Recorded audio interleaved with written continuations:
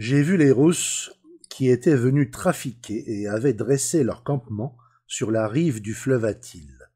Je n'ai jamais remarqué d'hommes si bien faits. Ils ressemblent en effet à des palmiers. Ils sont blonds et rougeaux. Ils ne portent ni tunique ni cafetan, mais ils mettent un vêtement qui recouvre un côté du corps et laisse une main libre. Chacun porte une hache, un sabre et un couteau dont ils ne se séparent jamais. Leurs sabres ont de larges lames striées qui ressemblent à celles des Francs.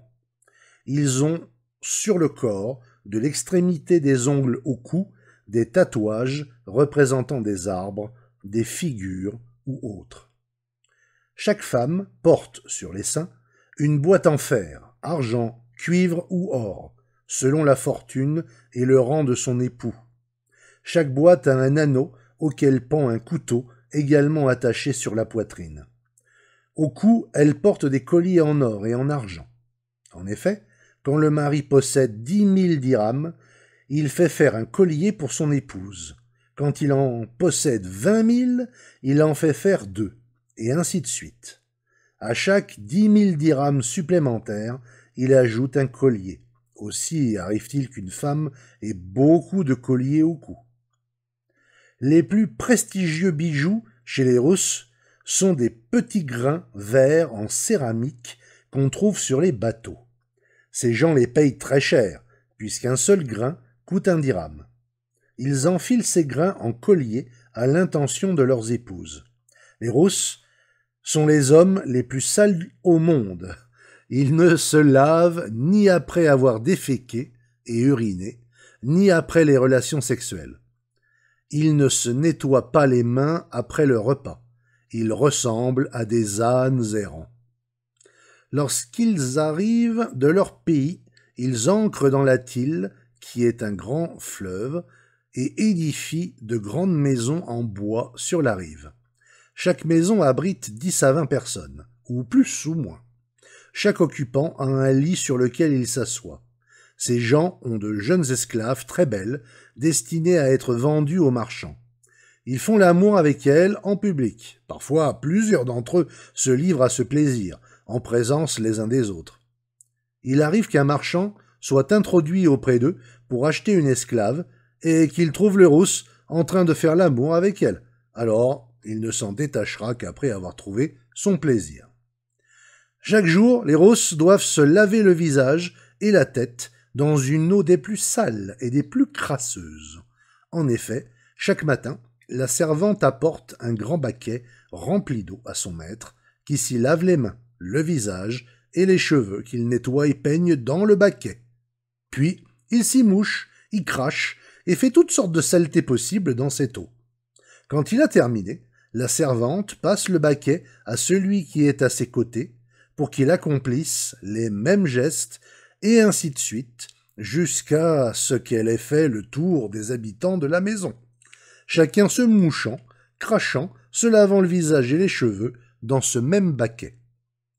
Dès que les navires sont arrivés à leur ancrage, chaque Russe débarque avec du pain, de la viande, des oignons, du lait et de la boisson fermentée pour se diriger vers un grand poteau dressé là, qui a un visage humain et est entouré de petites idoles, elles-mêmes cernées de pieux fichés en terre.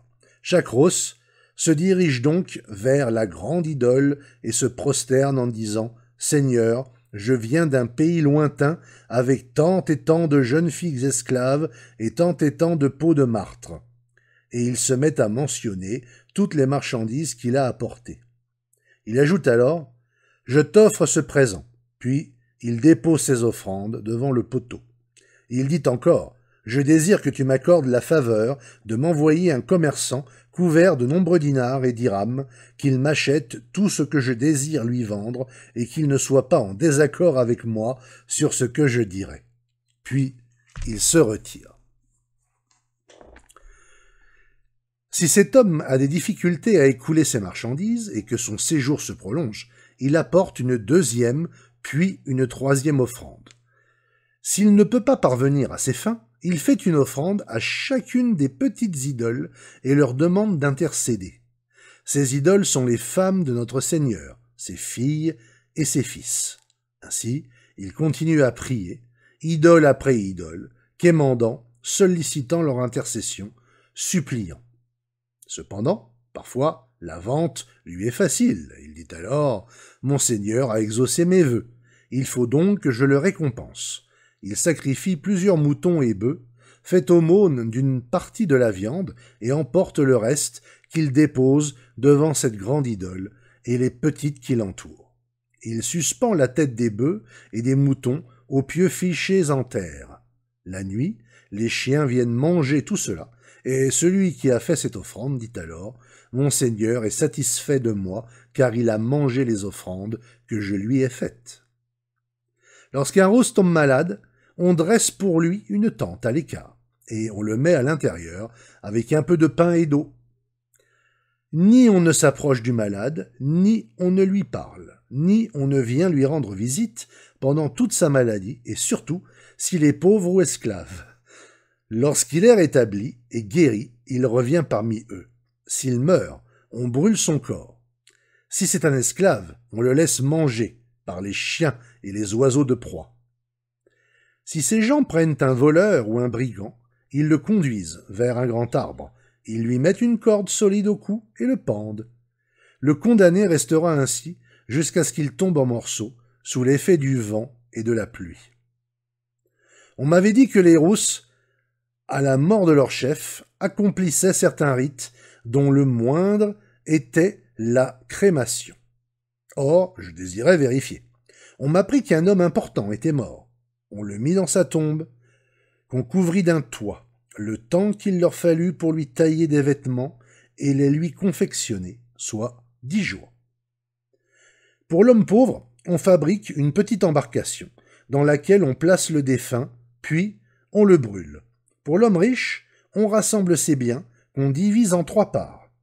Une pour sa famille, une pour lui confectionner des vêtements, et avec la dernière, on prépare de la boisson fermentée qu'on boit le jour où sa servante se sacrifie elle-même et se fait incinérer avec son maître.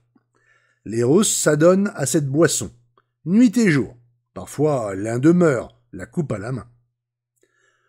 Lorsque le chef meurt, sa famille dit à ses jeunes esclaves, hommes et femmes, « Qui, parmi vous, mourra avec lui ?»« Moi, dit l'un d'eux. Quand il s'est désigné, il ne peut reprendre sa parole. Quand bien même il le voudrait, on l'en empêcherait. En général, ce sont les jeunes esclaves qui se comportent de la sorte. Donc, lorsque l'homme dont j'ai parlé plus haut mourut, on dit à ses servantes, « Qui d'entre vous mourra avec son maître ?» L'une d'entre elles dit, « Moi. » On la confia à 2 jeunes esclaves qui veillèrent sur elle et la suivirent partout. Elles allèrent même jusqu'à lui laver les pieds. On s'occupa du mort, on lui confectionna des vêtements, et on lui prépara tout le nécessaire. La jeune esclave, chaque jour, but et chanta, heureuse et épanouie. Le jour où devaient être incinérés le maître et son esclave, j'étais sur la rive du fleuve où se trouvait son bateau qu'on avait retiré de l'eau et qu'on avait muni de 4 béquilles de bois, de peupliers et autres. On avait aussi placé, autour du bateau, 4 grandes passerelles en bois. Puis, on tira le bateau pour le placer dans ce bâti. Alors, les Russes se mirent à aller et venir et à parler dans une langue que je ne comprenais pas. Le défunt était toujours dans sa tombe. On apporta un lit qu'on plaça sur le bateau, et on le garnit de matelas et de coussins de brocart byzantin. Survint une femme âgée, appelée l'ange de la mort, qui fit le lit. Elle était chargée de coudre et d'arranger le tout, et c'est elle qui sacrifiait les femmes esclaves. Je vis que c'était une sorcière, corpulente et rébarbative. Lorsqu'on fut arrivé à la tombe du défunt, on enleva la terre qui recouvrait le bois qu'on nettoya. On dégagea le corps qui était dans le vêtement qu'il portait lors de son décès. Je vis qu'il avait noirci à cause du froid qu'il faisait dans le pays. On retira la boisson fermentée, les fruits et la pandore qu'on avait mis dans la tombe. Le cadavre ne puait pas et n'avait que le teint altéré. On lui mit un pantalon, des chaussons, des bottines, une tunique et un cafetan de brocart avec des boutons en or. On le coiffa d'un bonnet en brocart, garni de fourrure de martre. On l'emporta pour le mettre dans le pavillon qui se trouvait sur le bateau. On l'assit sur le matelas, le soutint avec les coussins, et apporta de la boisson fermentée, des fruits et des plantes odoriférantes qu'on laissa avec lui. Ensuite, on apporta du pain, de la viande et des oignons qu'on déposa devant lui. On amena un chien qu'on fendit en deux et qu'on jeta dans le bateau. Puis on apporta toutes ses armes qu'on plaça à côté de lui. On prit 2 chevaux qu'on fit courir jusqu'à ce qu'ils fussent en sueur.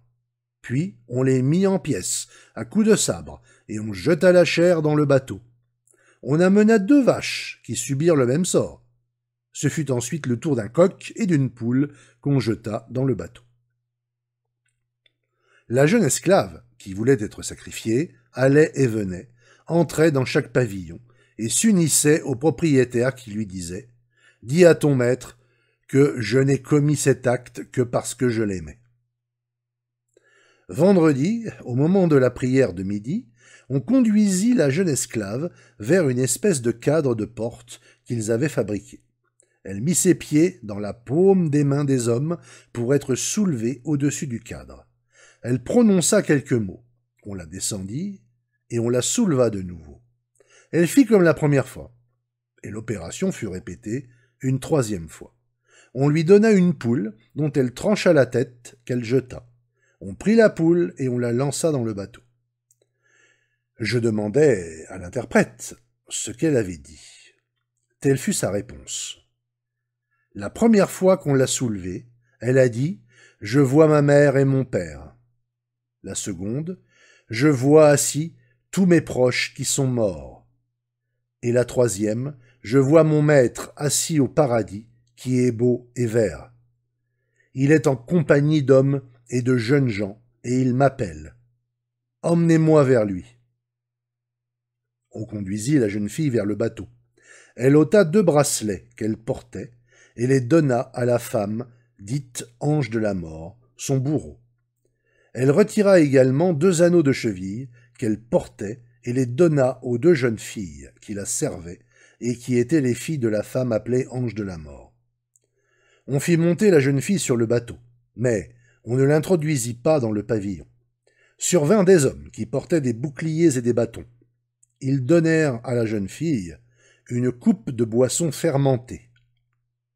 Alors elle chanta et but.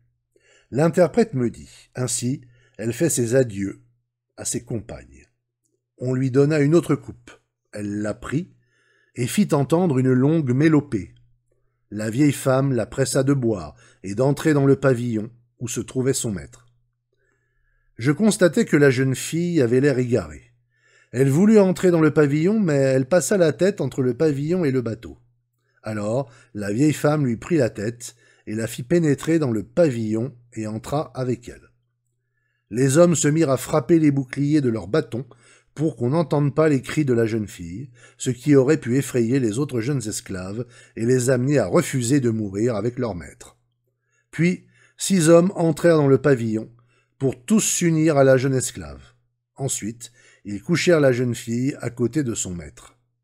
2 d'entre eux lui saisirent les pieds et 2 autres les mains.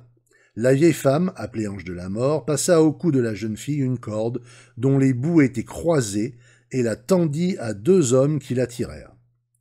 Elle s'approcha avec un poignard à large lame et elle se mit à l'enfoncer et à le retirer, endroit après endroit, entre les côtes de la jeune fille, tandis que les 2 hommes l'étranglaient avec la corde, et ce, jusqu'à ce que mort s'en suive.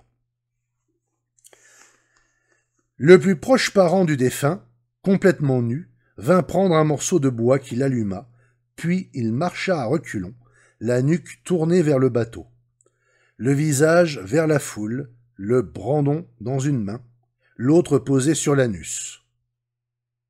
Il mit le feu au bois qu'on avait disposé sous le bateau, après avoir placé la jeune fille sacrifiée à côté de son maître. Puis on apporta du gros et du petit bois. Chacun en avait un bout dont l'extrémité était enflammée, et le jetait dans le bûcher qui prit feu. Puis ce fut le bateau, le pavillon, l'homme, l'esclave et tout ce que contenait le navire qui s'embrasèrent. Alors un grand vent effrayant souffla. Les flammes furent attisées et leur ardeur redoubla. J'avais à mes côtés un Russe que j'entendis parler à l'interprète qui se trouvait avec moi et à qui je demandai ce qu'il lui avait confié. Il me rétorqua qu'il avait dit « Vous, Arabes, êtes sots ». Je lui demandai la raison de ce jugement.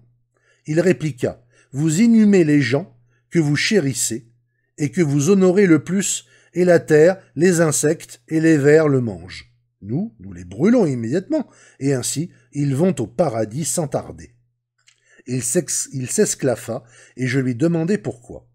Ce à quoi il répondit « Son Seigneur, par amour pour cet homme, lui a envoyé du vent pour l'enlever en un instant. » En effet, 1 heure n'était pas passée que le bateau, le bois, l'esclave, le maître, n'étaient plus que cendre sur cendre.